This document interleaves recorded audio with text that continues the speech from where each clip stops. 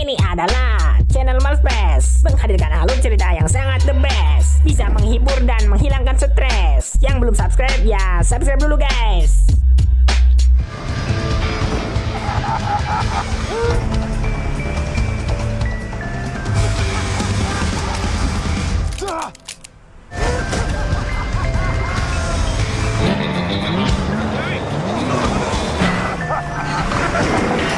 Terjadi kejar-kejaran antara John dan badut psikopat yang mengendarai mobil es krim.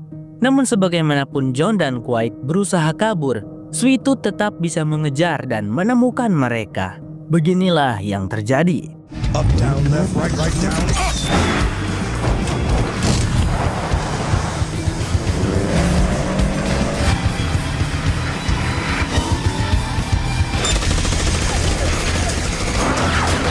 We have 9 days to get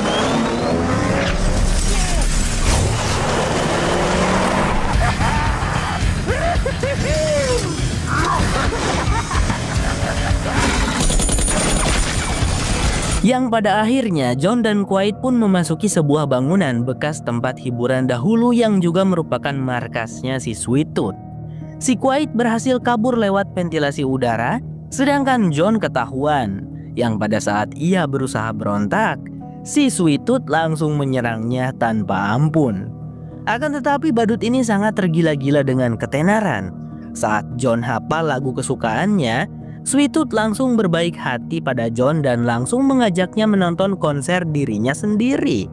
Jauh dari tempat John dan Quiet, di bagian dunia lain terdapat sekelompok kanibal yang baru saja mendapatkan 2 daging manusia segar, yang mana 2 manusia itu adalah 2 bersahabat. Yang berbadan gembul bernama Stu dan yang berkulit hitam bernama Mike. Namun tiba-tiba tempat para kanibal itu dijarah oleh Stone dan anak buahnya. Holy cow!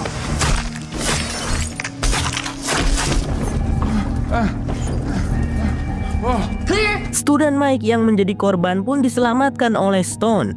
Mereka berdua langsung ditawari pekerjaan sebagai penegak hukum. Yang mana seperti kita ketahui mencari kerja itu sangat susah. Maka Stu dan Mike pun langsung menerima tawaran dari Stone. Stu dan Mike langsung dibawa ke salah satu markas Stone. Mereka sudah mandi dan diberi makan. Tapi sebelum mereka benar-benar menjadi bagian dari penegak hukum, mereka harus melewati ujian terlebih dahulu, yaitu menjaga mobil persediaan makan mereka dari burung camar.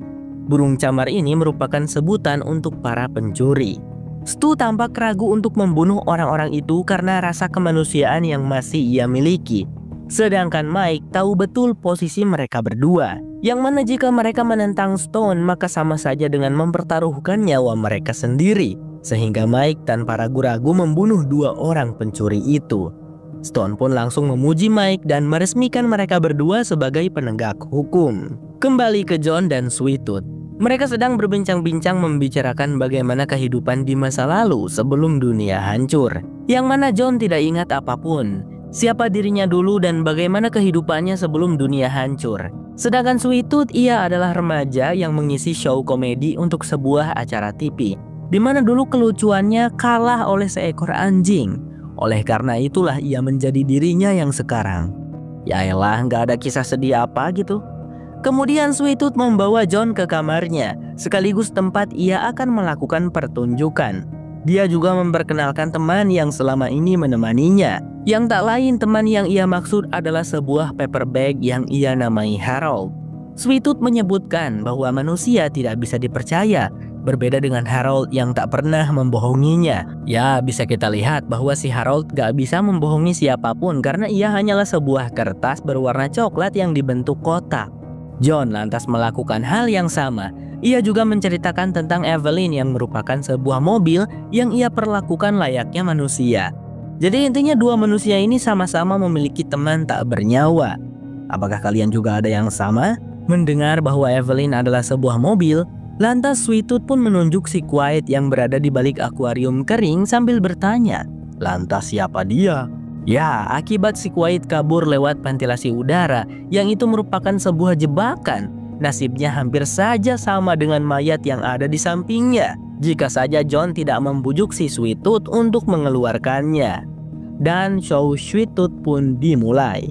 Show yang hanya menampilkan dirinya sendiri, alur cerita yang monoton, perubahan karakter yang biasa-biasa saja, membuat John dan Quiet hampir mati karena kebosanan. Tapi tak lama kemudian Sweet Tooth menyudahi pertunjukannya, lalu ia beralih pada sesi Q&A, yang mana dirinya menanyakan kebenaran pada Quiet dan John tentang penampilannya.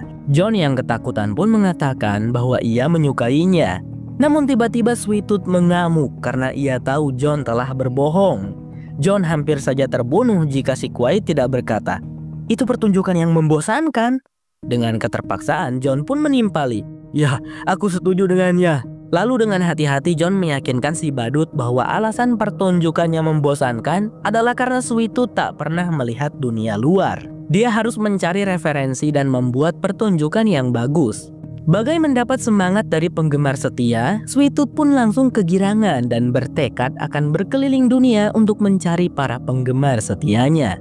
Ya, terkadang kejujuran itu menyakitkan, tapi lebih baik berkata jujur daripada harus berbohong hanya untuk menyenangkan orang lain.